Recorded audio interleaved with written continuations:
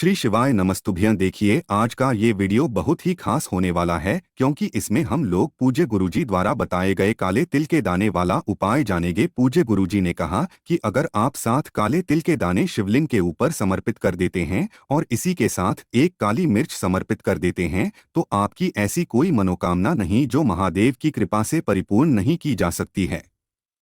अगर आप अपने विवाह के लिए ये उपाय कर रहे हैं या फिर आप अपने जीवन में धन प्राप्ति के लिए, आर्थिक समस्याओं को समाप्त करने के लिए, अपने व्यापार को अच्छे से चलाने के लिए, बीमारी, रोग इन सब को दूर रखने के लिए, अपने जीवन में अशांति को समाप्त करके सुख, समृद्धि तथा वैभव को प्राप्त करने के लिए ये उपाय कर रहे हैं, तो गुरुजी ने कहा कि सिर्फ 7 काले तिल के दाने आपकी बड़ी से बड़ी मनोकामना को बहुत ही जल्द परिपूर्ण कर देंगे।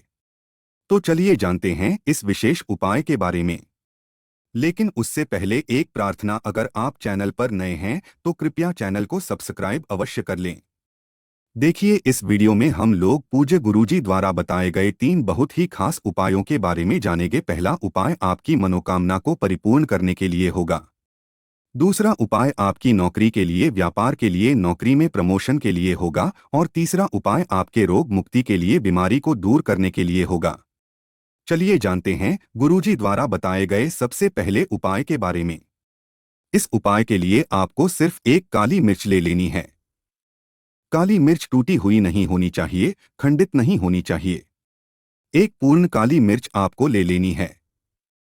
फिर इसी के साथ आपको लेने हैं 7 काले तिल के दाने। फिर सबसे आखिर में आपको ले लेना है 1 लोटा जल। तांबे के पात्र में आपको 1 लोटा जल भर लेना है। अब ये तीनों सामग्री लेकर आपको पहुंच जाना है शिवालय। पूज्य गुरुजी ने कहा कि इस उपाय को आप सुबह से लेकर शाम तक किसी भी समय कर सकते हैं। जब भी आपके पास टाइम हो तब आप शिवालय पहुंचकर इस उपाय को कर सकते हैं। शिवालय पहुंचने के बाद सबसे पहले आप एक काम करेंगे। आप जो 1 लोटा जल लेकर आए हैं उसको धीरे धीरे शिवलिंग के ऊपर समर्पित करते जाएंगे और लगातार ओम नमः शिवाय इस मंत्र का स्मरण करते जाएंगे, या फिर आप चाहे तो श्री शिवाय नमस्तुभ्यं मंत्र का भी स्मरण कर सकते हैं। फिर इसके बाद आप जो 1 काली मिर्च लेकर आए हैं और साथ जो काले तिल के दाने लेकर आए हैं, इनको अपनी हथेली में आपको रखना है। अपने दाहिने हाथ यानी राइट हैंड की हथेली में इनको रखिए और अपनी मुट्ठी बंद कर लीजिए। फिर उसके बाद आपको महादेव से अपनी मनोकामना बोल देनी है। आपकी जो भी मनोकामना है, चाहे आप अपने जीवन में धन धान्य को बढ़ाना चाह रहे हैं, आर्थिक समस्याओं को दूर करना चाह रहे हैं, माता लक्ष्मी की कृपा प्राप्त करना चाह रहे हैं, या फिर आपका विवाह समय से नहीं हो पा रहा है, या फिर घर में अशांति का माहौल बना रहता है, लड़ाई झगड़ा होता रहता है, किसी भी प्रकार की आपकी मनोकामना है, तो उस मनोकामना को पूर्ण करने के लिए आप महादेव से प्रार्थना कर लीजिए। और फिर ये 1 काली मिर्च और 7 काले तिल के दाने आपको शिवलिंग के ऊपर समर्पित कर देना है। समर्पित करने के बाद आपको फिर से अपनी मनोकामना वहीं पर शिवलिंग के सामने दोहरा देनी है और महादेव से फिर से प्रार्थना कर लेनी है। इसके बाद आपको वापस अपने घर आ जाना है। पूज्य गुरुजी ने कहा कि जो भी व्यक्ति इस उपाय को करना शुरू कर देता है तो उसकी बड़ी से बड़ी मनोकामना महादेव की कृपा से बहुत ही चले परिपूर्ण हो जाती है। तो दोस्तों, इस विशेष उपाय को आप जरूर करिएगा। आप जानते हैं गुरुजी द्वारा बताए गए दूसरे खास उपाय के बारे में, जो आपके व्यापार को बढ़ाने के लिए, व्यापार में तरक्की प्राप्त करने के लिए है तथा नौकरी प्राप्त करवाने के लिए। अगर आप कई सालों से प्राइवेट नौकरी के लिए या फिर सरकारी नौकरी के लिए प्रयास कर रहे हैं, मेहनत कर रहे हैं, इंटरव्यू लगातार दे रहे हैं, लेकिन आपको नौकरी नहीं प्राप्त हो पा रही है, तो फिर आपको ये उपाय जरूर कर लेना चाहिए। इस उपाय के लिए भी आपको 1 लोटा जल ले लेना है। तांबे के पात्र में अपने किचन से 1 लोटा जल ले लीजिए और साथ ही साथ आपको 1 बेलपत्र ले लेनी है। अगर आपके पास बेलपत्र नहीं है तो शिवलिंग के ऊपर जो बेलपत्र चढ़ी है उसको उठाकर जल से शुद्ध करके फिर आप उसका भी इस्तेमाल कर सकते हैं। बस आपको ध्यान रखना है कि ये बेलपत्र कहीं से भी कटी पट्टी नहीं होनी चाहिए और बेलपत्र की डंडी के आखिर में जो ड्यूटी होती है यानी जो डंठल होता है वो भी नहीं होना चाहिए। अब सिर्फ ये 2 सामग्री लेकर आपको सबसे पहले पहुंच जाना है। किसी भी बेलपत्र के वृक्ष के नीचे ये उपाय आप किसी भी दिन कर सकते हैं। अष्टमी में कर सकते हैं, एकादशी में कर सकते हैं, प्रदोष में कर सकते हैं, मासिक शिवरात्रि में कर सकते हैं, किसी भी दिन कर सकते हैं, इसलिए आप इस उपाय को बहुत ही ध्यान से समझिएगा। देखिए, आप बेलपत्र के नीचे पहुंचकर सबसे पहले जो एक लोटा जल लेकर आए हैं उसको साइड में रख लीजिए और आप जो एक बेलपत्र लेकर आए हैं उसको अपनी हथेली में रखिए। बेलपत्र की डंडी अपनी तरफ रखिए और बेलपत्र की पत्ती, बेलपत्र की सबसे आगे वाली पत्ती आप बेलपत्र के पेड़ की तरफ करिए और आपको बेलपत्र के पेड़ के नीचे बैठ जाना है और अपना फेस उत्तर दिशा की तरफ कर लेना है। फिर इसके बाद आपको बेलपत्र के नीचे बैठकर अपनी नौकरी के लिए, अपने व्यापार के लिए, अपने बिजनेस को बढ़ाने के लिए माता पार्वती से प्रार्थना कर लेनी है। और फिर वहीं पर बैठे बैठे आपको कम से कम 108 बार ओम नमः शिवाय या फिर श्री शिवाय नम इस्तुदेम, इन दोनों में से किसी भी एक मंत्र का स्मरण कर लेना है। फिर आपको ये एक लोटा जल और एक बेल पत्र लेकर पहुंच जाना है। किसी भी शिवालय देखिए, ये आपको बेलपत्र के पेड़ के नीचे कुछ भी समर्पित नहीं करना है, ना ही एक लोटा जल समर्पित करना और ना ही ये बेलपत्र, सिर्फ आपको 108 बार मंत्र का जाप करना है, अपनी मनोकामना कहनी है और फिर किसी भी शिवालय आपको पहुंच जाना है। शिवालय पहुंचने के बाद आप जो एक बेल पत्र लेकर आए हैं उसको शिवलिंग के ऊपर समर्पित कर दीजिए और फिर से अपनी वही मनोकामना दोहरा दीजिए जो आपने अभी बेल पत्र के वृक्ष के नीचे बोली थी। आपने अपने व्यापार के लिए या नौकरी के लिए जो भी मनोकामना बोली है उसको फिर से यहाँ महादेव के सामने बोल दीजिए और बेलपत्र को आप ऐसे समर्पित करेंगे कि बेलपत्र की जो डंडी होगी वो जलाधारी की तरफ रहेंगी और बेलपत्र की चिकनी साइड का हिस्सा शिवलिंग में टच करेगा।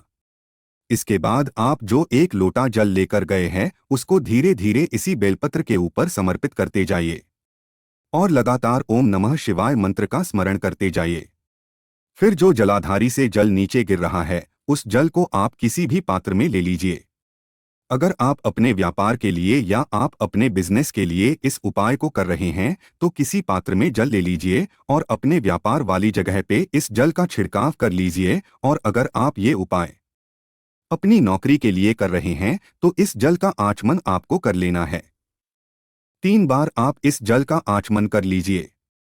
एक बार थोड़ा सा लीजिए, आज मन कर लीजिए, फिर दोबारा हमें थोड़ा सा लीजिए, आज मन कर लीजिए, फिर तीसरी बार में आपको थोड़ा सा आचमन कर लेना है। जी, आचमन आपको वही शिवलिंग के सामने ही कर लेना है। पूज्य गुरुजी ने कहा है कि जो भी व्यक्ति इस उपाय को 1 हफ्ते लगातार कर लेता है, देखिए आप इस उपाय को किसी भी दिन से शुरू कर सकते हैं।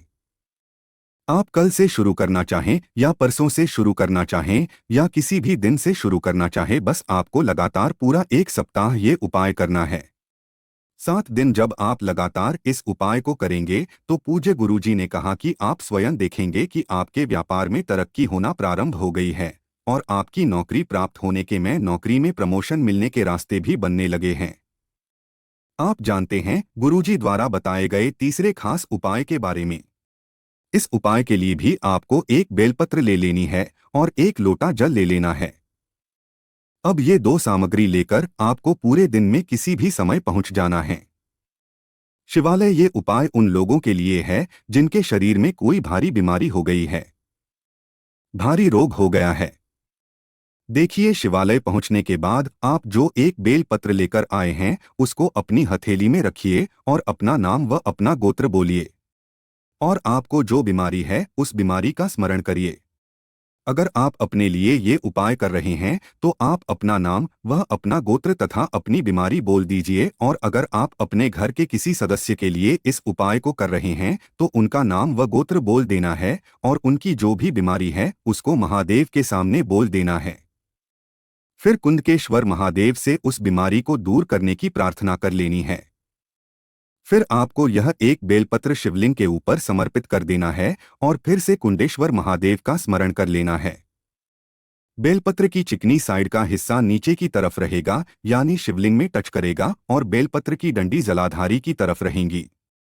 इसके बाद आप जो एक लोटा जल लेकर आए उसको धीरे धीरे इसी बेलपत्र के ऊपर समर्पित करते जाएंगे और लगातार कुंड की ईश्वर महादेव के नाम का भी स्मरण करते जाएंगे।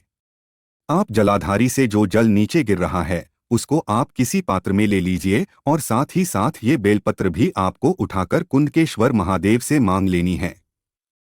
देखिए, ये जो जल आपने लिया है और जो आपने बेलपत्र ली है, इसको वहीं पर बैठे बैठे आपको कुंदकेश्वर महादेव से प्रार्थना कर लेनी है कि इन दोनों को औषधि स्वरूप बना दीजिए और फिर ये लेकर आपको अपने घर आ जाना है।